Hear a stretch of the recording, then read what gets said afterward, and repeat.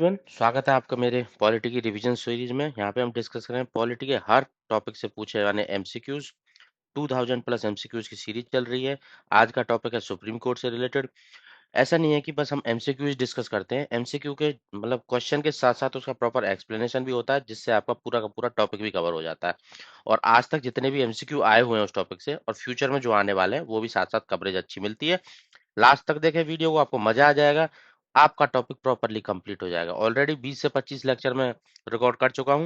मतलब अल्टीमेटली 40% मैं कवर कर चुका हूँ अब तक पॉलिटी। तो ये आज का लेक्चर है सुप्रीम कोर्ट से रिलेटेड। तो शुरू करते हैं फर्स्ट एमसीक्यू के साथ।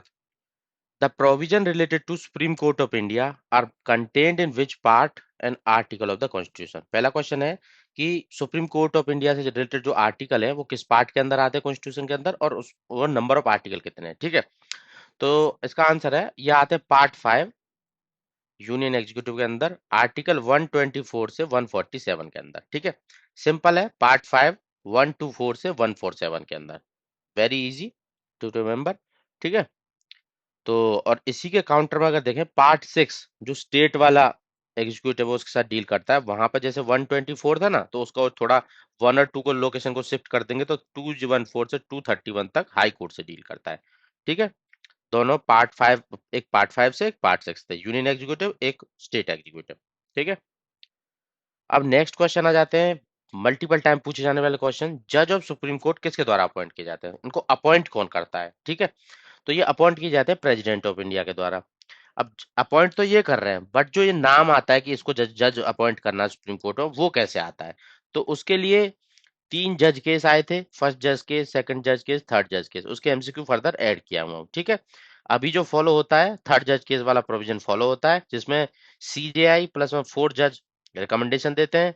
फिर वो रिकमेंडेशन फर्दर आगे जाती है लॉ मिनिस्टर के पास, फिर वो उसके थ्रू प्राइम मिनिस्टर, फिर प्रेसिडेंट के पास जाती है, प्रेसिडेंट अपॉइंट कर देता है। ठीक है, मतलब अपॉइंटमेंट में अभी जो ये जुडिशरी का एक तरीके से हाथ है, उन्हीं की बाइंडिंग वो मतलब रिकमेंडेशन जाती है, उसी को अपॉइंट करना होता है। ठीक है, पर जो जज केसेस आए थे फर्स्ट सेकंड थर्ड, तो वहां पे इसमें कुछ चेंजेस थे, तो वो भी हम एमसीक्यूज के थ्रू कवर करेंगे। ठीक है, आर्टिकल 124 सब क्लॉज 2 के अंदर सुप्रीम कोर्ट की अपॉइंटमेंट आती है प्रेसिडेंट के द्वारा। ठीक है,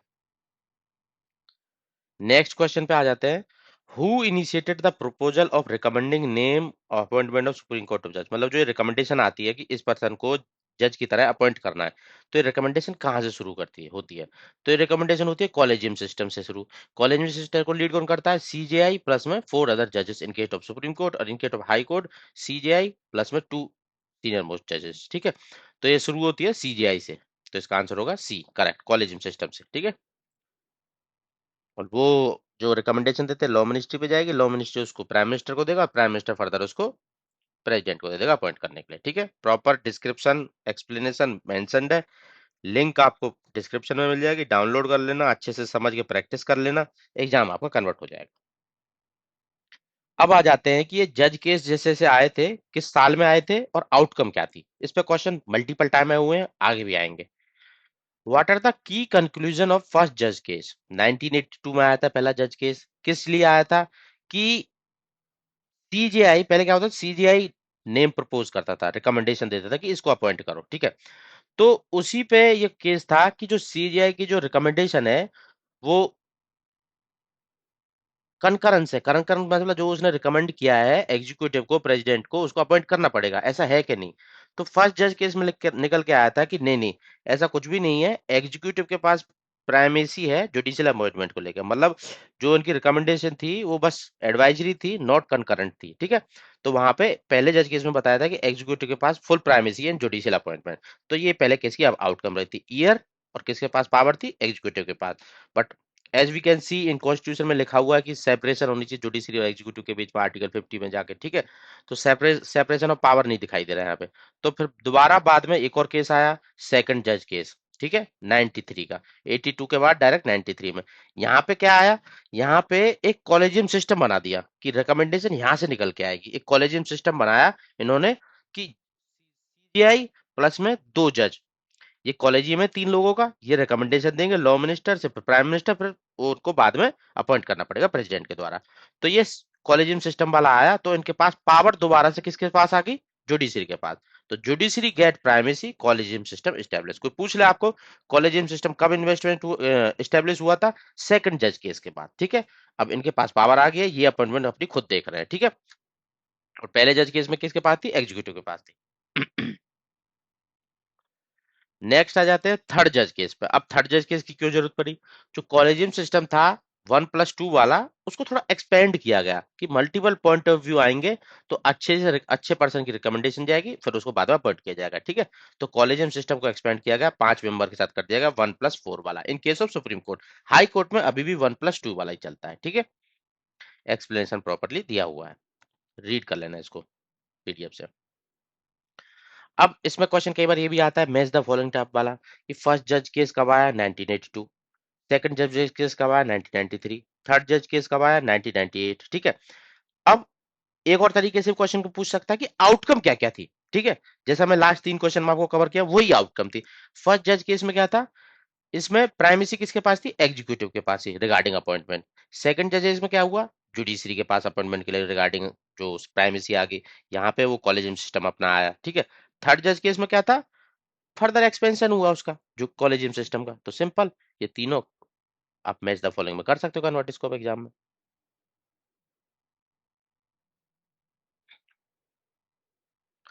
हाउ आर द जजेस of supreme court removed from the office, ठीक है। ये सुप्रीम कोर्ट के जज को हटाने का प्रोसीजर क्या है। ऐसे ही तो नहीं डायरेक्टली इनको प्राइम मिनिस्टर रिकमेंड करेगा, प्रेसिडेंट इनको हटा देगा, भाई ऐसा नहीं होता। इनको अब हटाने के लिए एक प्रॉपर एक रिमूवल प्रोसेस को फॉलो करना पड़ता है। रेजोल्यूशन मूव होते हैं, किसी भी हाउस से स्टार्ट होगा, स्पेशल मेजोरिटी से पास करना पड़ेगा, फिर फर्दर उसको जब ये पास हो जाएगा दोनों हाउसेज में, फिर फर्दर उसको प्रेसिडेंट रिमूव कर सकता है, ठीक है। और हाउस में मोशन मूव करने से पहले भी ना एक इंक्वायरी कमेटी बैठती है अलग से। वो देखती है कि मिसबिहेवियर और इनकेपेसिटी, जो 2 ग्राउंड होते हैं जिनके बेसिस में उनको रिमूव किया जाता है, कि वो कमेटी इन्वेस्टिगेट करती है, उसकी रिपोर्ट आती है, वो पार्लियामेंट में जाती है, पार्लियामेंट वाले अपना मोशन मूव करते हैं, दोनों हाउस में अलग अलग, स्पेशल मेजोरिटी से पास होता है, फिर प्रेसिडेंट के पास जाता है, फिर उनको हटा देता है। तो आंसर क्या होगा, by the president after an impeachment motion pass by the parliament. दोनों हाउस सेपरेटली पास करेंगे स्पेशल मेजोरिटी से, तब इसके बाद इनको हटा दिया जाएगा, ठीक है। तो एग्जाम में ऐसे भी आएगा जैसे मैं आपको आंसर दिया हूं, साथ ही साथ कैसे और कैसे पूछ सकता है कि हाई कोर्ट और सुप्रीम कोर्ट के जजेस को किस प्रोसेस के थ्रू हटाया जाता है, किस तरीके की मेजोरिटी से हटाया जाता है, हटाया जाता है स्पेशल मेजोरिटी से। ऐसा क्वेश्चन आ सकता है, स्पेशल मेजोरिटी क्या होती है, majority of total membership of house और plus 2/3 of member present and voting, दोनों कंडीशन सेटिस्फाई होनी चाहिए, तो स्पेशल मेजोरिटी से उनको हटाया जा सकता है, ठीक है।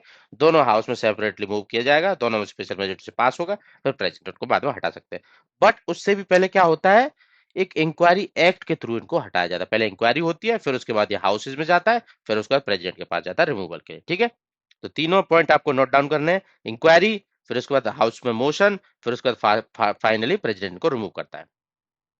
अगला ही क्वेश्चन उसी से रिलेटेड है, प्रोसीजर जो रिमूवल की सुप्रीम कोर्ट हाई कोर्ट जज की, वो किस एक्ट के अंदर की जाती है, जज इंक्वायरी एक्ट 1968 इसके अंदर की जाती है।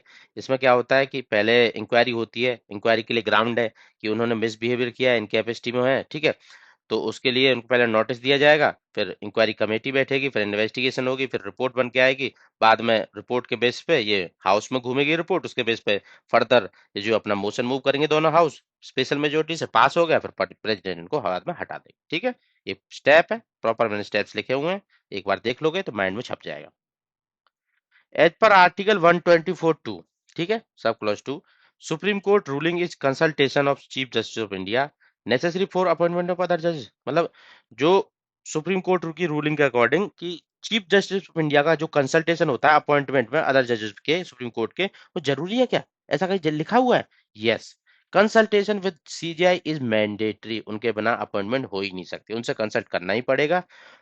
ऐसा सेकंड जज केस के बाद हो ही गया स्टेट, जहां पे जुडिशरी को सुप्रीमेसी मिल गई थी इन अपॉइंटमेंट ऑफ जजेस, ठीक है।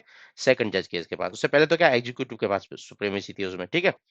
तो क्लियरली यहाँ पे मेंशन है, ठीक है। कॉलेजियम सिस्टम चाहिए ही चाहिए, वहां पे सीजीआई का ओपिनियन मैटर करेगा ही करेगा। अब कई बार हिस्ट्री में क्वेश्चन आ जाते हैं कि हिस्ट्री में क्या क्या हुआ था सुप्रीम कोर्ट से रिलेटेड, ठीक है। तो फर्स्ट वुमेन जज to be appointed as Supreme court of India, Supreme court of India के अंदर पहली वुमेन जज कौन बनी थी, इस पर क्वेश्चन मल्टीपल टाइम आया हुआ है। तो फातिमा बीवी 1989 के अंदर पहली वुमेन सुप्रीम कोर्ट जज बनी थी, ठीक है। सिंपल था 1989 के अंदर। और फातिमा बीबी, एज यू कैन रीड, की ये मुस्लिम थी, तो पहली मुस्लिम वुमेन भी इन्हीं इन्हीं के पास ये टाइटल है। फिर एक बार ये भी क्वेश्चन आ जाता है, वो तो सुप्रीम कोर्ट लेवल पे बनी थी, बट एशिया के अंदर पहली वोमेन जज बनने वाली हायर जुडिशरी के अंदर। अब हायर जुडिशरी में ऐसा नहीं होगा बस सुप्रीम कोर्ट ही होगा, हाई कोर्ट को भी हायर जुडिशरी कंसीडर किया जाता है। तो वोमेन जज बनने वाली कौन थी हायर जुडिशरी के अंदर एशिया के अंदर सबसे पहले? तो ये थी जस्टिस अन्ना चैंडी, ठीक है। ये वोमेन कैटेगरी में बनने वाली एशिया की पहली हाई कोर्ट की जज बनी थी, केरला हाई कोर्ट की ये जज बनी थी, ठीक है। अब क्वेश्चन कई बार इस पे भी आता है, जो सैंक्शन स्ट्रेंथ अभी कितनी है जजेस की सुप्रीम कोर्ट के अंदर? तो अभी स्ट्रेंथ है 34। 2019 में इसको 31 से बढ़ाकर 34 कर दिया गया है, इंक्लूडिंग सीजेआई, ठीक है। अब इस स्ट्रेंथ को बढ़ाने की या घटाने की पावर किसके पास होती है? वो होती है पार्लियामेंट के पास, ठीक है। उसका भी क्वेश्चन आता है, ठीक है। Which of the following correctly state the minimum and maximum age limit for appointment and जज of supreme court of India? Constitution में ऐसा कहीं लिखा हुआ है कि इतना मिनिमम एज होना ही चाहिए या इतना मैक्सिमम एज होना चाहिए उनकी अपॉइंटमेंट के लिए सुप्रीम कोर्ट ऑफ इंडिया के अंदर? नहीं, ऐसा कहीं भी नहीं लिखा हुआ, ना तो मिनिमम एज लिखी हुई है ना मैक्सिमम एज लिखी हुई है, ठीक है। बस वहां पे ये लिखा हुआ है रिटायरमेंट की एज। रिटायरमेंट की एज कितनी होती है? 65 ईयर्स, सिंपल, ठीक है। तो D will the correct answer. What is the retirement age of जज ऑफ सुप्रीम कोर्ट? ये लिखा हुआ है 65 ईयर मेंशन है, ठीक है, 65 ईयर। और 62 किसके केस में? हाई कोर्ट के जजेस के केस में। और 62 कब हुई थी? 15वां अमेंडमेंट के थ्रू जो हाई कोर्ट 60 साल पे रिटायर हो जाता था ना, उसको 2 साल बढ़ा दिया गया था, 62 कर दिया गया था। बट यहाँ पे पूछा था सुप्रीम कोर्ट के केस में, तो उसका आंसर है सी, ठीक है। हाई कोर्ट की आर्टिकल 217 के अंडर 62 साल की एज लिमिट है, ठीक है, रिटायरमेंट की। What is the correct service condition for जज of supreme court of India? ठीक है, सर्विस कंडीशन एक ही है, 65 की एज लिमिट है, मतलब वहां पे वो रिटायर हो जाएंगे, ठीक है। बट कई बार आप कंफ्यूज कर सकते हो इसको, क्योंकि आप अदर टॉपिक्स को भी कवर करोगे, तो वहां पे कई बार होता है ना, कुछ कंडीशंस ऐसी होती है कि 6 साल का टेन्योर या फिर 65 की एज। तो वहां पे आप फर्स्ट ऑप्शन से कंफ्यूज कर सकते हो। ऐसा सुप्रीम कोर्ट के केस में नहीं होता है, 6 साल वाला टेन्योर उनका बस एक रिटायरमेंट का एज है 65, और इसके अलावा 6 साल वाला कुछ भी नहीं है। तो ठीक है, तो आंसर सी इसके केस में करेक्ट होगा। ये 665 वाला कहाँ लगेगा? यूपीएससी एसपीएससी वगैरह वाली कंडीशन पे, ठीक है। यूपीएससी की पोस्ट रहती है जो चेयरमैन वगैरह की, वहां पे ये सब लगता है। ये सुप्रीम कोर्ट के केस में नहीं लगता है, इनके पास रिटायरमेंट का एज है 65 की है, ठीक है। सिंपल है, ज्यादा डिफिकल्ट नहीं है, बस दिमाग में मैप आपको बनाना है, प्रॉपरली समझना है, रिलेट करना है चीजों को। विच of the following is not a qualification? कुछ क्वालिफिकेशन होती है जज बनने के लिए सुप्रीम कोर्ट में, ठीक है। इन चारों में से कौन सी क्वालिफिकेशन नहीं है? सिटीजनशिप होनी चाहिए, सही बात है। हाई कोर्ट में 5 साल एज ए जज काम किया हो, मल्टीपल हाई कोर्ट्स में या एक हाई कोर्ट में बस 5 साल का एज ए जज होना चाहिए रिकॉर्ड, ठीक है। या फिर एडवोकेट की तरह काम किया हो, हाई कोर्ट में 10 साल का रिकॉर्ड होना चाहिए, सही बात है। 45 ईयर्स का होल्ड रहना चाहिए, ऐसा कहीं भी नहीं लिखा हुआ है। ऐसा तो मैं आपको ऑलरेडी क्वेश्चन करवाया हूँ इससे पहले, कि कोई मिनिमम मैक्सिमम एज है, नहीं है, बस रिटायरमेंट एज लिखी हुई है। तो फोर्थ कंडीशन गलत होगी, तो नॉट ए क्वालिफिकेशन पूछा था, option D will be the answer, ठीक है। इसके अलावा चौथी कंडीशन कौन सी होती है जो क्वालिफिकेशन चाहिए होती है? सिटीजन से बताया हूं मैं, हाई कोर्ट में 5 साल का एक्सपीरियंस एज ए जज, एडवोकेट का एक्सपीरियंस है 10 ईयर, डिस्टिंग्विश जूरिस्ट हो इन द प्रेसिडेंट के ओपिनियन के अकॉर्डिंग, ठीक है। ये चार कंडीशन मेंशन है, प्रॉपर्ली आप याद रख लेना, ठीक है। किसके पास अथॉरिटी है इंक्रीज करने की जो सैंक्शन स्ट्रेंथ है जजेस की सुप्रीम कोर्ट के अंदर? तो ये अथॉरिटी है पार्लियामेंट ऑफ इंडिया के पास, ठीक है, जो अभी 2019 में ऑलरेडी 31 से 34 कर दिया है, including chief justice of India. तो वो स्ट्रेंथ पार्लियामेंट ने ही चेंज की है, ठीक है। ओथ कौन दिलाता है? Who administer oath of office to CJI? CJI हो या फिर कोई दूसरा जज हो, उन सबको ओथ दिलाने का काम करते हैं प्रेसिडेंट ऑफ इंडिया। अपॉइंट भी यही करते हैं, ओथ भी यही दिलाते हैं, ठीक है। सिंपल है। ऐसे ही नेक्स्ट क्वेश्चन था अदर जज के लिए, इस केस में भी प्रेसिडेंट ऑफ इंडिया ही रहेगा।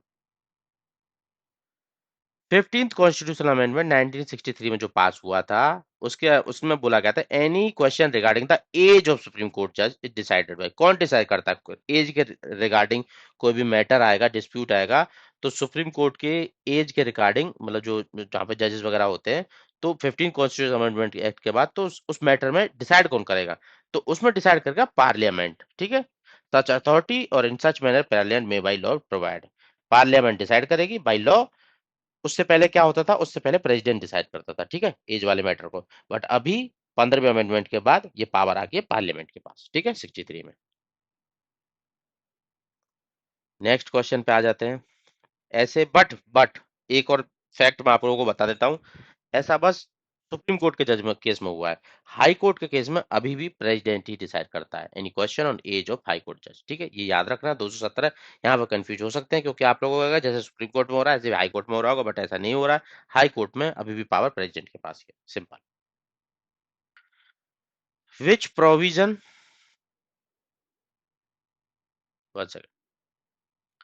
The provision for appointment of acting जज, एक टर्म आती है एक्टिंग जज, मतलब वो उस पोस्ट पे नहीं है, बस उस पे कुछ दिन के लिए एक्ट करेगा। जैसे एक्टिंग प्रेसिडेंट बताया था ना मैंने आप लोगों को, तो प्रेसिडेंट नहीं होता तो वाइस प्रेसिडेंट एक्टिंग प्रेसिडेंट आ जाता है। तो उसी केस में जब एक्टिंग जज बनने के लिए कॉन्स्टिट्यूशन के अंदर किस आर्टिकल में प्रॉपरली मेंशन है, तो एक्टिंग जज वाला जो क्लॉज है वो आर्टिकल 126 के अंदर आता है। ठीक है, एक्टिंग जज का कहां पे आता है? आर्टिकल 126 के अंदर। तो आर्टिकल 126 क्या कहता है? एक्टिंग चीफ जस्टिस और एक्टिंग जज। एक्टिंग चीफ जस्टिस मतलब कि चीफ जस्टिस की तबीयत खराब है या फिर किसी कारण से वो है नहीं उस पोस्ट पे, तो कोई भी सुप्रीम कोर्ट का जज वहां पे जो रिकमेंडेशन किसके द्वारा प्रेसिडेंट बोलेगा, तो वो as an acting chief justice काम करेगा उस टाइम पे। ठीक है, आर्टिकल 126 के अंदर आता है। ठीक है, ऑफिस ऑफ सीजीआई वैकेंट हो या फिर अनेबल टू परफॉर्म ड्यूटी, तो ये एक्टिंग चीफ जस्टिस का काम करेगा। ठीक है, president may appoint an acting and acting chief justice. ठीक है, और दूसरे जजेस, प्रेसिडेंट में अपॉइंट जज of supreme court to act in supreme court temporary. ठीक है, एक्टिंग मतलब उस पोस्ट पे कोई है नहीं, कोई प्रोबेबल रीजन होगा, या तो वैकेंट है या फिर दूसरे इलनेस वगैरह वाले रीजन है, तो आप उस टाइम पे कुछ देर के लिए वहां पे काम कर सकते हो एज एन एक्टिंग जज। वो ये प्रेसिडेंट के द्वारा किया जाता है अंडर आर्टिकल 126। ठीक है, सिंपल, ये याद रखना है, इससे ज्यादा कुछ समझने वाली बात नहीं इसमें। अब जैसे एक्टिंग जज होता है ना, ऐसे एडहॉक जजेस होते हैं, एडहॉक जजेस। ठीक है, इसके लिए भी एक स्पेशल आर्टिकल है। एडॉक जजेस आते हैं आर्टिकल 127 के अंदर। ठीक है, एक्टिंग जज तो वो कंडीशन हो गई थी, या तो वैकेंट थी या फिर कुछ प्रॉब्लम थी उनको। ठीक है, तो एडॉक जजेस क्या होते हैं? एडॉक जजेस वाली कंडीशन कब आती है कि जैसे कि एक कॉरम मेंटेन करना है। कॉरम मतलब इस केस को सुनने के लिए इतने जज चाहिए ही, या फिर वैकेंसी है अभी, तो एक जज कहीं से बुला लेते हैं, तो वो एडॉक पोस्ट पे आता है, मतलब एक तरीके से थोड़े टाइम के लिए। ठीक है, तो chief justice with the consent of president किसी जज को एज एन एडहॉक जज अपॉइंट कर सकता है। किसका कंसेंट चाहिए था उसमें? तो पिछले वाले में केस में तो क्या था, जब एक्टिंग बनाना था तब प्रेसिडेंट खुद से कर दे रहा था। ठीक है, 126 के अंदर। बट 127 के अंदर जो एडहॉक जज चाहिए, वहां पे चीफ जस्टिस कंसेंट लेगा प्रेसिडेंट का, उसके बाद अपॉइंट करेगा ए हाई कोर्ट जज, और qualified for supreme court appointment के लिए उसको एज एन एडहॉक जज सुप्रीम कोर्ट के अंदर लाएगा। ठीक है, मतलब उसकी क्वालिफिकेशन भी इतनी होनी चाहिए कि वो एडहॉक जज की तरह काम कर सके वहां पे, सुप्रीम कोर्ट की जज की तरह। तो मतलब हाई कोर्ट का कोई भी जज जो इसके पास एक्सपीरियंस होगा, 5 साल से ज्यादा एक्सपीरियंस का एज ए जज का, तो वो वहां पे आ सकता है एडहॉक जज। बशर्ते बशर्ते आपको ये याद रखना है, उसके लिए सीजीआई को कंसेंट लेना पड़ेगा विद प्रेसिडेंट। ठीक है, सिंपल क्वेश्चन था, इजी क्वेश्चन था। पिछले वाले में 126 में क्या था? प्रेसिडेंट खुद से कर रहा था जब कोई वैकेंसी थी वहां पे या कोई अदर रीजन था, एज एन एक्टिंग। और एडहॉक में सीजीआई वहां से कंसेंट ले रहा था, उसके बाद बना दे रहा था उसको जज। ठीक है, किसी पर्सनैलिटी को। Under which article can retire जज ऑफ सुप्रीम कोर्ट और high Court sit act in supreme Court? ठीक है, मतलब किस आर्टिकल के अंदर कोई रिटायर्ड जज होगा, वो आ सकता है एजेंट बन के सुप्रीम कोर्ट और हाई कोर्ट का जज, और सुप्रीम कोर्ट की मतलब कैपेसिटी के अंदर। ठीक है, सुप्रीम कोर्ट में। ठीक है, मतलब सुप्रीम कोर्ट से रिटायर्ड हो या हाई कोर्ट से रिटायर्ड हो, बट उसको बुलाया जा सकता है टू एक्ट एंड जज इन सुप्रीम कोर्ट। ठीक है, तो ये किस आर्टिकल के अंदर मेंशन है? ये आर्टिकल 120 है। ये तीनों आर्टिकल 126, 27, 28 काफी ज्यादा है। यहाँ पे एक्टिंग जज आता था, प्रेसिडेंट करता था। 127 में सीजीआई कंसेंट लेता था प्रेसिडेंट से कोरम के लिए, और 128 वाला आ गया रिटायर्ड वाले जजों को भी बुलाया जा सकता है दोबारा। ठीक है, तो ये वाला क्लॉज भी बहुत अच्छा है।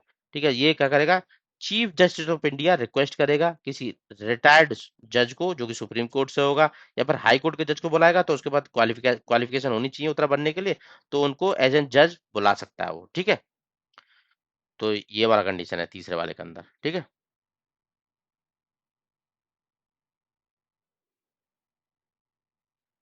तो ये तीनों आर्टिकल यहाँ पे प्रॉपरली समड है। आप अगर अच्छे से देखना चाहो, 126 में एक्टिंग जज बनाना है, एक्टिंग चीफ जस्टिस बनाना है, और 127 के अंदर एडहॉक, और 128 के अंदर रिटायर्ड जज को बुलाना है। ठीक है, इसमें प्रेसिडेंट खुद से करता था, इसमें सीजीआई प्रेसिडेंट से बोलता था, और यहाँ पे रिटायर वाले को बुलाया जा सकता है। ठीक है, नेक्स्ट आ जाते हैं अब। Supreme court of India is a court of record. इसको कोर्ट ऑफ रिकॉर्ड बोला जाता है। कोर्ट ऑफ रिकॉर्ड का मतलब क्या है कि भाई जिसकी जो जजमेंट्स रहेंगी जो रिकॉर्ड्स रहेंगे उसको as an evidence other cases में यूज किया जा सकता है, तो इसलिए इसको बोलते हैं कोर्ट ऑफ रिकॉर्ड। इसका मतलब क्या है? It records are admitted as an evidence and it has power to punish for contempt, ठीक है। Supreme Court as as a court of record, ये आता है आर्टिकल 129 के अंदर, ठीक है। सिंपल क्वेश्चन है, इजी टू अंडरस्टैंड। सिंपल ही एक्सप्लेनेशन में मैं बता दिया हूँ, ठीक है। और हाई कोर्ट को भी कोर्ट ऑफ रिकॉर्ड बोलते हैं, जैसे यहाँ पे 129 है, वहां पे 215 है, सिंपल। नेक्स्ट क्वेश्चन पे आ जाता है आर्टिकल 147। ये किससे डील करता है? चार चीजें दी हुई हैं इसमें। आर्टिकल 147 बोल रहा है कि जो भी इंटरप्रिटेशन ऑफ कॉन्स्टिट्यूशन प्रोविजन है रिलेटेड टू सुप्रीम कोर्ट, मतलब जो 124 से शुरू होकर 147 तक मैं जा रहा हूँ, उसमें जितना भी सुप्रीम कोर्ट से रिलेटेड मैं कॉन्स्टिट्यूशन के अंदर टर्म्स यूज किया हूँ, प्रोविजंस यूज किया हूँ, उन सब का एक तरीके से इंटरप्रिटेशन आर्टिकल 147 के अंदर है, ठीक है, प्रॉपरली एक्सप्लेनेशन। तो ये उससे डील करता है। Retirement age of high Court जज, देखो ये मैं क्वेश्चन आपको ऑलरेडी बता चुका हूँ, बात यहाँ पर सुप्रीम कोर्ट की कर रहा है, पर मैं ये क्वेश्चन अच्छा लगा तो इसलिए ऐड कर दिया हूँ, ठीक है। 15 मिनट की बात हुई थी। तो retirement age of high court की जज की थी वो 60 से 62 कर दी गई थी। कौन सा अमेंडमेंट किया गया था? 15वां अमेंडमेंट किया गया था, ठीक है, 1963 के अंदर। ओरिजिनल जुरिस्डिक्शन किस आर्टिकल के अंदर आता है? सुप्रीम कोर्ट के पास कुछ चीजों को लेकर ओरिजिनल जुरिस्डिक्शन है, मतलब कि इस तरीके के केस इन्हीं के पास आएंगे और किसी के पास नहीं जाने वाले हैं, ठीक है। मतलब रियल पावर, ओरिजिनल पावर इन्हीं के पास है इस तरीके के केसेस की, ठीक है। तो ये आता है आर्टिकल 131 के अंदर, original jurisdiction with supreme Court, ठीक है। तो इसमें क्या होता है, देख लेते हैं कौन कौन से टॉपिक आते हैं। Article under under article 131 original jurisdiction of supreme Court extends to dispute, किस तरीके का डिस्प्यूट आते हैं इनके अंदर? सेंटर और सिटीजन का डिस्प्यूट होगा? नहीं नहीं नहीं, सिटीजन और सेंटर के डिस्प्यूट में डायरेक्ट जाने की जरूरत नहीं है सुप्रीम कोर्ट में। सेंटर और स्टेट एंड बिटवीन स्टेट, ये वाला ओरिजिनल जुरिसडिक्शन है। सेंटर का स्टेट से कॉन्फ्लिक्ट हो गया या दो स्टेटों का आपस में कॉन्फ्लिक्ट हो गया, तो दोनों स्टेट पर अलग अलग हाई कोर्ट होगी, वो तो डिसाइड नहीं कर पाएंगे, तो उस केस में हमेशा सुप्रीम कोर्ट के पास ही जाना पड़ता है। तो B will be the correct answer, ठीक है। सेंटर और स्टेट और बिटवीन स्टेट के बीच में कुछ जो डिस्प्यूट होगा तो आपके पास ओरिजिनल जुरिस्डिक्शन है उस केस में। Which of the following is not included in original jurisdiction of supreme court, किस केस में ओरिजिनल जुरिस्डिक्शन नहीं लगता सुप्रीम कोर्ट का? Dispute between centre and state लगता है, dispute between two more state लगता है, dispute between centre and citizen नहीं, इस केस में नहीं होता। तो option C will be the correct, इसमें उसका ओरिजिनल जुरिस्डिक्शन नहीं लगता, ठीक है।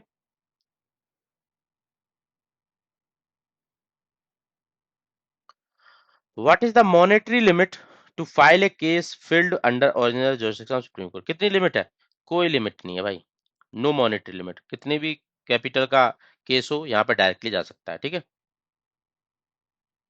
जो ओरिजिनल जुरिस्डिक्शन है सुप्रीम कोर्ट का आर्टिकल 131 के अंदर, ये किस तरीके का जुरिस्डिक्शन है? ये एक्सक्लूसिव है, इसी के पास है। ओरिजिनल मतलब और किसी के पास नहीं जा सकते, एक्सक्लूसिवली इन्हीं के पास प्रेजेंट है। आर्टिकल 131 कवर हो गया अपना। Under which article does supreme court exercise writ jurisdiction? Writ jurisdiction जबकि फंडामेंटल राइट का इंक्रोचमेंट होता है, मतलब उनका फंडामेंटल राइट नहीं दिए जाते लोगों को, तो उस केस में एक रिट इशू करने का डायरेक्ट पावर रहती है सुप्रीम कोर्ट के पास। वो आर्टिकल कौन सा है? फंडामेंटल राइट में समझाया था, आर्टिकल 30, ठीक है। 5 तरीके की रिट्स होती हैं जिसके अंडर ये सुप्रीम कोर्ट में जा सकते हैं डायरेक्टली, आर्टिकल 32 से related. Habeas corpus, mandamus, certiorari, provision, quo warranto, जिसलिए इसने पी आर अम्बेडकर जी के द्वारा इसको heart and soul of the constitution भी बोला गया था, आर्टिकल 32 को, ठीक है। आर्टिकल 143, ये भी बहुत अच्छा क्वेश्चन है। Constitution of India empowers president to seek advice of supreme court, मतलब आर्टिकल 143 क्या कहता है कि प्रेसिडेंट सुप्रीम कोर्ट से एडवाइस ले सकता है, किस मैटर पे? ठीक है, तो वो ले सकता है क्वेश्चन ऑफ लॉ और matter of public importance plus pre constitutional facts, ठीक है। उस केस में प्रेसिडेंट एडवाइस सीख कर सकता है सुप्रीम कोर्ट की, आर्टिकल 143 के अंदर। तो option C will be the correct answer. But जो एडवाइस सुप्रीम कोर्ट देगा ना, जब वो प्रेसिडेंट एडवाइस मांग रहा है, सुप्रीम कोर्ट ने उसको एडवाइस दे दी, बट जो एडवाइस दी होती है उसमें बाइंडिंग नहीं है, वो बस एडवाइस मांग रहा है, ठीक है। तो supreme court advice not binding on president और गवर्नमेंट, ठीक है। अब नेक्स्ट क्वेश्चन पे आ जाते हैं। देखो सुप्रीम कोर्ट ने एडवाइस दी, प्रेसिडेंट के ऊपर बाइंडिंग नहीं है, बट क्या जब प्रेसिडेंट उनसे एडवाइस मांगेगा आर्टिकल 143 के अंदर, तो वो एडवाइस मतलब वो एडवाइस मांग रहा है, तो क्या सुप्रीम कोर्ट को एडवाइस देना बाइंडिंग है क्या? ऐसा भी तो हो सकता है भाई, मैं तो एडवाइस दे दूंगा, तुम बोल रहे हो मेरे ऊपर बाइंडिंग नहीं है, मैं जो एडवाइस दी मन करेगा तो इम्प्लीमेंट करूंगा, मन करेगा नहीं करूंगा। बट अगर तुम मेरे से एडवाइस मांग रहे हो तो क्या जरूरी है मैं तुमको एडवाइस दूं? तो आर्टिकल 143 के अंदर when president seeks supreme court advice, is the supreme court advisory opinion binding on the government? जो सुप्रीम कोर्ट की एडवाइजरी ओपिनियन है वो बाइंडिंग है गवर्नमेंट पे? नो, एडवाइस तो बाइंडिंग नहीं है, ठीक है। एडवाइस सुप्रीम कोर्ट जो देगी वो बाइंडिंग नहीं है, सिंपल हो गया। But in which case supreme court required to compulsory give advice, जब एडवाइस मांगी आर्टिकल 143 के अंदर, तो दो केस होते हैं। एक केस में एडवाइस देना बाइंडिंग है, देनी ही पड़ेगी आपको एडवाइस, जब उन्होंने एडवाइस मांगी आर्टिकल 143 के अंदर। बट एक केस ऐसा होता है जिसमें वो अपना डिसाइड कर सकते हैं कि एडवाइस देनी है नहीं देनी। तो क्वेश्चन में ये पूछ रहा है कि किस केस में एडवाइस देनी ही पड़ेगी, तो वो होता है आर्टिकल 143(2) इन pre constitutional matter referred under article 143 sub clause 2। अगर कोई प्री कॉन्स्टिट्यूशनल मैटर आएगा तो उस केस में तो देनी ही देनी पड़ेगी। बट कोई लॉ एंड पब्लिक इंपोर्टेंस का मैटर आएगा ना, तो उसमें उसके ऊपर भी बाइंडिंग नहीं है सुप्रीम कोर्ट के ऊपर की। तुमने मांगी है ठीक है, बट मैं नहीं देना चाहता, ठीक है, तो प्री कॉन्स्टिट्यूशनल मैटर में देनी पड़ेगी, बट इसमें कोई जरूरत नहीं है। तो option D will be the correct answer. तो सिंपल है, यही याद रखना, 143 के अंदर इसमें देनी पड़ती है, मैंडेटरी नहीं है, मतलब law, general law question importance पे। पर जो pre constitution treaty agreement instrument होते हैं वहां पे मैंडेटरी होती है इनको देनी, ठीक है। बट जो ये एडवाइस कुछ भी दो, वो एडवाइस प्रेसिडेंट के ऊपर बाइंडिंग नहीं है। तो ये तीन तरीके से क्वेश्चन पूछा जा सकता है। सुप्रीम कोर्ट ऑफ इंडिया, अब हिस्ट्री में थोड़ा चले जाते हैं, ये कब स्टेब्लिश हुई थी, मतलब ठीक है, स्टेब्लिश की डेट बता देनी है कॉन्स्टिट्यूशन के अंदर। तो ये स्टेब्लिश हुई थी 26 जनवरी 1950 के अंदर, ठीक है। स्टेब्लिशमेंट हुआ था 26 जनवरी 50 के अंदर। बट जो इनॉग्रेशन हुआ था वो हुआ था 2 दिन बाद, ठीक है, मतलब उनकी फर्स्ट सिटिंग हुई थी 2 दिन बाद 28 जनवरी 1950। तो आपको देखना है सिटिंग से क्वेश्चन पूछेगा या फिर स्टेब्लिशमेंट से क्वेश्चन पूछेगा। 26 जनवरी ऑप्शन रहेगा स्टेब्लिशमेंट का, 28 जनवरी फर्स्ट सिटिंग का। First chief justice of India कौन थे, ये भी हिस्ट्री का क्वेश्चन है। फर्स्ट चीफ जस्टिस इंडिया थे सुप्रीम कोर्ट के, ये थे, one second, H G Kania, हाँ ये थे, H G Kania. First chief justice of India के कौन थे सुप्रीम कोर्ट के, वो एच जी कानिया थे, जब 26 जनवरी 1950 का अपना सुप्रीम कोर्ट बना था। इससे पहले कौन सा कोर्ट हुआ करता था, फेडरल कोर्ट प्लस में Privi council,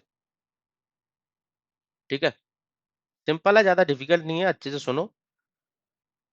supreme court at Calcutta, ये भी हिस्ट्री का क्वेश्चन है। सबसे पहले मतलब supreme court in era of British British India, तो कहाँ पे बनी थी, कलकत्ता में बनी थी सुप्रीम कोर्ट उस टाइम पे। फर्स्ट सुप्रीम कोर्ट, तो ये किस एक्ट के थ्रू बनी थी, ठीक है, कलकत्ता के अंदर, ये बनी थी रेगुलेटिंग एक्ट 1773 के अंदर, कैलकाटा के अंदर, ठीक है। सिंपल है क्वेश्चन ये भी, ये हिस्ट्री का क्वेश्चन था, तो यहाँ पे लगा सुप्रीम कोर्ट से रिलेटेड टॉपिक है तो इसलिए मैंने कवर अप कर लिया। तो उस टाइम पे कितने थे, एक चीफ जस्टिस था और 3 अदर जजेस थे, ठीक है। बट ये किसके अंदर डायरेक्टली अंडर थी, ये फिर भी यहाँ से जो जजमेंट जाती थी वो प्रीवी काउंसिल मेजर थी इनके अंदर, ठीक है। Which court existed before supreme court of India establish 1950, 1950 में जब कॉन्स्टिट्यूशन आया था तब तो हमारा सुप्रीम कोर्ट आ गया था। बट उससे पहले कौन सी कोर्ट थी जिसके अंदर सब कुछ चलता था, तो वो कोर्ट थी federal court of India. But ये federal court of India final authority नहीं थी, इससे ऊपर भी प्रीवी काउंसिल रहती थी। बट हमारी जो अभी सुप्रीम कोर्ट है ये तो फाइनल अथॉरिटी है, ठीक है, इससे ऊपर नहीं जा सकते। तो उस टाइम पे फेडरल कोर्ट चलती थी और उसके ऊपर भी प्रीवी काउंसिल थी, तो B will be the correct answer, ठीक है। फेडरल कोर्ट को रिप्लेस किया था सुप्रीम कोर्ट ने और ये प्रीवी काउंसिल अबॉलिश हो गई थी, वो तो इंग्लैंड में थी, ठीक है। प्रीवी काउंसिल थी लंदन में, फेडरल कोर्ट चलती थी, तो उससे पहले उसको रिप्लेस सुप्रीम कोर्ट से किया, ये कैंसिल हो गई, तो सीधी सीधी बात सुप्रीम कोर्ट सुप्रीम हो गई। Before 1950 highest court of appeal कौन सी थी, अब हाईएस्ट कोर्ट ऑफ अपील पूछेगा, देखो फेडरल कोर्ट को रिप्लेस किया था सुप्रीम कोर्ट ने, बट फेडरल कोर्ट उस टाइम पे 1950 से पहले सुप्रीम कोर्ट नहीं वो थी, हाईएस्ट कोर्ट ऑफ अपील नहीं थी, हाईएस्ट कोर्ट ऑफ अपील थी privy council. C will be the correct answer. Salary कैसे दी जाती है जज of supreme court high court of India, कौन डिसाइड करता है, किसके द्वारा डिसाइड की जाती है, पार्लियामेंट के द्वारा डिसाइड की जाती है, सिंपल, ठीक है। पार्लियामेंट के द्वारा डिसाइड की जाती है, 125 में सुप्रीम कोर्ट की, 221 आर्टिकल में हाई कोर्ट जजेस की। अब सुप्रीम कोर्ट जजेस की कहाँ से आएंगे, चार्ज एक्सपेंडिचर है, मतलब इनको ये जो खर्चा निकलेगा ना कंसोलिडेट फंड ऑफ इंडिया से, इनको डिस्कस किया जा सकता है, वोटिंग नहीं होगी, ठीक है। चार्ज एक्सपेंडिचर का मतलब ये होता है। उसी तरीके से आर्टिकल 221 में जो हाई कोर्ट के जजेस की सैलरी निकलेगी वो निकली कंसोलिडेट फंड ऑफ स्टेट से, तो वो भी चार्ज एक्सपेंडिचर है, उनको भी वोटिंग नहीं की जा सकती, बस डिस्कस कर सकते हैं, ठीक है। और इनकी सैलरी भी कभी नहीं घटाई जा सकती एक्सेप्ट फाइनेंशियल इमरजेंसी वाले केस आते हो, ठीक है। In which year collegium system for appointment जज of supreme court high court effectively adopted, ये कॉलेजियम सिस्टम आया कब था? ये आया था सेकंड जज केस में, और वो कौन सा साल था? 1993। तो B will be the correct answer, ठीक है। अब पूछ ले यहीं पे एक्सपेंड कब किया गया था? 1998 थर्ड जज केस, ठीक है। और 1982 में कौन आया था? पहला जज case. What is the minimum number of Supreme Court judge required to hear decide a case involving substantive question of law is interpreted constitution? मतलब अगर कॉन्स्टिट्यूशन के इंटरप्रिटेशन पे कुछ केस आ जाए तो उसमें मिनिमम नंबर ऑफ जजेस कुछ चाहिए होते हैं कि एक जज नहीं सुन सकता, दो जज नहीं सुन सकते उस केस को। कुछ मिनिमम जजेस चाहिए होते हैं कि इस तरीके के केसेस को सुनने के लिए, कॉन्स्टिट्यूशन के इंटरप्रिटेशन को लेके। तो वो संख्या है मिनिमम पांच। पांच जज चाहिए ही होंगे भाई। कॉन्स्टिट्यूशन से रिलेटेड कोई केस आया तो पांच जज चाहिए, उसके बाद ही केस की हियरिंग स्टार्ट होगी। तो B will be the correct answer, ठीक है। अब हिस्ट्री में ऐसा हुआ है कि पांच से भी ज्यादा जजेस की बेंच बनी है। तो मैक्सिमम नंबर जजेस की बेंच कब बनी थी, ये क्वेश्चन ये पूछ रहा है। Next, largest ever bench strength जो बैठी है सुप्रीम कोर्ट में डिसाइड करने के लिए कॉन्स्टिट्यूशन मैटर को, तो वो बनी है आज तक की 13 जजेस की। और केस कौन सा था? केशवानंद भारती केस। सबसे मेजर जजमेंट 73 वाली, जिसमें बेसिक स्ट्रक्चर डॉक्ट्रिन आई थी। तो ये आज तक की सबसे बड़ी बेंच है 13 जजेस की सुप्रीम कोर्ट की, ठीक है। केशवानंद भारती केस में। Who is regarded as custodian, constitution का कस्टोडियन किसको बोलते हैं? सुप्रीम कोर्ट ऑफ इंडिया को बोलते हैं, ठीक है। आर्टिकल 136 क्या एम्पावर करता है सुप्रीम कोर्ट को? आर्टिकल 136, आर्टिकल 136 के अंदर स्पेशल लीव जा सकती है अपील के लिए फ्रॉम एनी जजमेंट ऑर्डर और सेंटेंस। अल्टीमेटली स्पेशल लीव से डील करता है। स्पेशल लीव क्या होती है कि जैसे कि आपको कोई किसी केस में जजमेंट मिल गई, ठीक है, सजा मिल गई जो भी है, तो आप उसके अगेंस्ट अपील कर सकते हो। आपने अपील की, अपील भी आपकी रिजेक्ट होगी, तो ये अपील से भी एक कदम बढ़ के आगे होती है चीज, ग्रांट स्पेशल लीव, ठीक है। स्पेशल लीव क्या होती है? अपील से भी एक एडवांस लेवल होता है। तो वो मिलती है आर्टिकल 136 के अंदर, ठीक है। ये डिस्क्रिशनरी और एक्स्ट्रा ऑर्डिनरी अपील की पावर है, ठीक है। और ये एक और बात आप लोगों को बता दो, ये जो मिलिट्री कोर्ट्स रहते हैं ना, उस केस में नहीं मिलती है। तो article 136 deal with special leave. Article 137 में क्या है? स्पेशल लीव तो हो गया, अब 137 में क्या है? 137 के अंदर क्या है कि जो सुप्रीम कोर्ट की जो भी जजमेंट होगी ना आज तक, वो अपनी जजमेंट को रिव्यू कर सकती है, उस ऑर्डर को दोबारा चेंज कर सकती है। तो आर्टिकल 137 डील करता है रिव्यू इट्स ओन जजमेंट और ऑर्डर।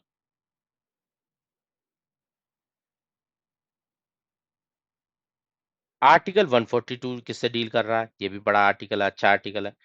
तो आर्टिकल 142 बोलता है कि pass any decree order necessary to do complete justice, मतलब कंप्लीट जस्टिस करने के लिए आर्टिकल 142 के अंदर सुप्रीम कोर्ट ऑफ इंडिया किसी भी तरह का कोई ऑर्डर पास कर सकती है to do the natural and complete justice in any case this matter deals with it, ठीक है। Article 142,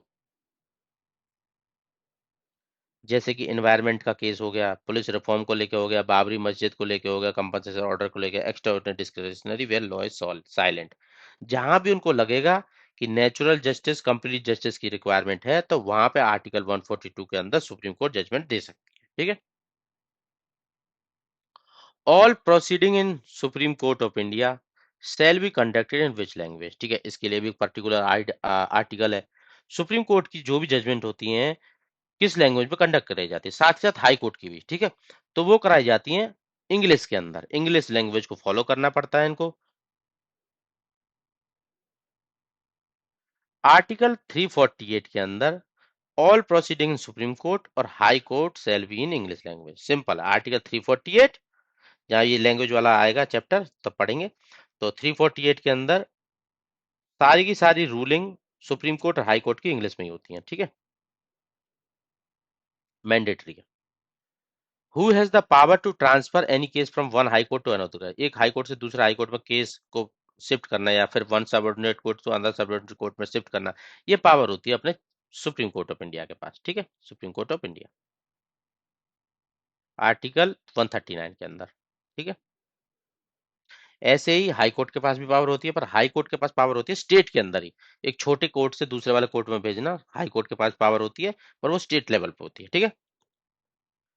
idea of independent judiciary, ये कहाँ से बोरो किया इंडियन कॉन्स्टिट्यूशन के अंदर, इंडिपेंडेंट रहना जुडिशरी को, ये किया यूनाइटेड स्टेट ऑफ अमेरिका से। सिंपल क्वेश्चन था ये। कुछ और फैक्ट्स है, return constitution, judicial review, impeachment president वगैरह, ये सब भी वहीं से किया है, ठीक है। डिस्प्यूट हो जाए इलेक्शन में प्रेसिडेंट और वाइस प्रेसिडेंट के इलेक्शन को लेके, प्रेसिडेंट और वाइस प्रेसिडेंट के इलेक्शन को लेके, तो ऐसे केसेस में कौन डिस्प्यूट को रिजॉल्व करता है, तो ये केस सुने कहाँ जाते हैं, तो ये प्रेसिडेंट और वाइस प्रेसिडेंट, याद रखना। ये मैं ऑलरेडी कवर भी करा चुका हूँ जब आपको मैंने प्रेसिडेंट वाइस प्रेसिडेंट वाला चैप्टर पढ़ाया होगा। प्रेसिडेंट और वाइस प्रेसिडेंट के इलेक्शन से लेकर कोई डिस्प्यूट है, तो इसको डिसाइड करने के लिए ओनली आते हैं अपने supreme court of India, article 71 के अंदर, ठीक है। क्लियरली मेंशन है, कोई भी डाउट डिस्प्यूट होगा तो supreme court of India decide करेगी आर्टिकल 71 के अंदर, प्रेसिडेंट और वाइस प्रेसिडेंट के इलेक्शन को लेकर, ठीक है। वहां पे कोई भी अदर कोर्ट आ नहीं पाएगा। Curative petition, curative petition supreme court of India के अंदर किस पर्पज के लिए फाइल की जा सकती है, ठीक है। क्यूरेटिव क्यूरेटिव पेटिशन क्या होता है कि एक second review, to seek a second review of supreme court judgment to prevent miscarriage of justice, ठीक है। ये क्यूरेटिव पेटिशन की जाती है। अब ये आ गया कंप्लीट जस्टिस वाला ही केस आ गया, आर्टिकल 142 के अंदर ये, ठीक है। बट प्रॉपरली लिखा नहीं है वहां पे, पर डेफिनेशन वहीं से निकल के आती है, एक तरीके से कंप्लीट जस्टिस करना। तो ये कॉन्स्टिट्यूशन के अंदर मेंशन नहीं है, ये बाद में निकल के आया है, ठीक है। तो क्यूरेटिव पेटिशन क्या है, to seek a second review of supreme court judgment to prevent miscarriage of justice, मतलब सेकंड रिव्यू, दोबारा से रिव्यू होगा, ठीक है। तो उसको बोलते हैं क्यूरेटिव पेटिशन, ठीक है। ये लास्ट जुडिशियल रेमेडी होती है, इसके बाद कोई भी ऑप्शन नहीं है, जो जजमेंट आएगी फॉलो करना पड़ेगा, ठीक है। ये निकली थी 2002 के अंदर, रूपा अशोक हुर्रा वर्सेस अशोक हुर्रा वाले केस में, ठीक है। उस जजमेंट के थ्रू ये आई है अपने इंडिया के अंदर, ठीक है। To correct gross miscarriage of justice, to cure procedural error like violation of natural justice, complete justice के लिए आर्टिकल 142 के अंदर ये अपना क्यूरेटिव जस्टिस, क्यूरेटिव पेटिशन वाला केस आया है, ठीक है। सेकेंड रिव्यू एक तरीके से। पीआईएल जो पब्लिक इंटीग्रेशन इंटरेस्ट लिटिगेशन है इंडिया के अंदर, किस कोर्ट में फाइल की जा सकती है। पीआईएल फाइल करने के लिए भी लेवल होते हैं, कि ऐसे नहीं हर के कोर्ट में जाकर पीआईएल लगाने लगे। तो ये पीआईएल लगाई जा सकती है ओनली इन सुप्रीम कोर्ट और हाई कोर्ट वाले केस में, ठीक है। और पीआईएल कहाँ पे शुरुआत हुआ था सबसे पहले, ये वाला पब्लिक इंटरेस्ट लिटिगेशन वाला सिचुएशन शुरू हुआ था यूएसए के अंदर, ठीक है। और वहीं से इंडिया ने लिया बाद में। तो दो जजेस हैं जिनके थ्रू ये पीआईएल वाला इंडिया में शुरू हुआ है, उनका क्वेश्चन भी बाद में ऐड किया हुआ, ठीक है।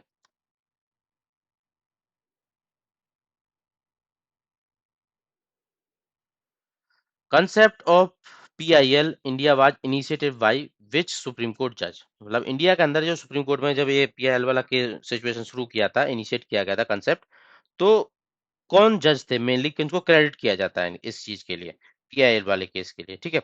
तो ये किया जाता है, ये पीएन भागवती जी को, जस्टिस पीएन भागवती जी को किया जाता है इनके लिए, मतलब क्रेडिट इन्हीं को दिया जाता है 1980 के टाइम में। और दूसरे ये कृष्णा, वी आर कृष्णा अय्यर भी हैं, बट मेन जो क्रेडिट दिया जाता है पीएन भागवती जी को दिया जाता है। अगर दो दो आंसर होते तो ये भी बी आर कृष्णा अय्यर और पीएन भागवती जी दोनों सही होते, ठीक है।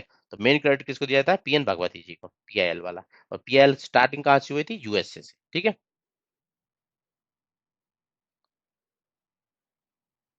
Concept of PIA originally originated in which country, USA.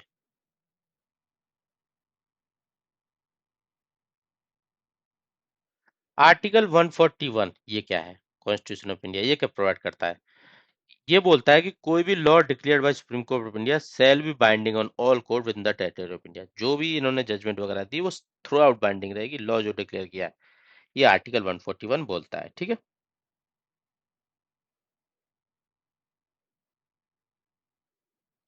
तो ये थे सुप्रीम कोर्ट के टॉपिक से रिलेटेड बेहतरीन बेहतरीन क्वेश्चन, जो मैंने अच्छे से विद एक्सप्लेनेशन कवर किए। आपका सुप्रीम कोर्ट का टॉपिक पूरा 124 से शुरू हो गया 147, फिर अदर पार्ट्स लाइक आर्टिकल 32 और कुछ हाई कोर्ट के भी दो तीन टॉपिक अच्छे से कवर हुए हैं। आपका पूरा टॉपिक कंप्लीट हो चुका है इसमें, सुप्रीम कोर्ट का सब तरीके के एमसीक्यू आज तक जितने भी एग्जाम्स में आए थे और प्रोबेबली आएंगे फ्यूचर में, वो मैंने यहाँ पे कवर अप किए हैं। इसी तरीके से अपडेट्स लेने के लिए मेरे चैनल को सब्सक्राइब करें, दोस्तों के साथ शेयर करें। मिलते हैं नेक्स्ट एपिसोड में। Thank you all.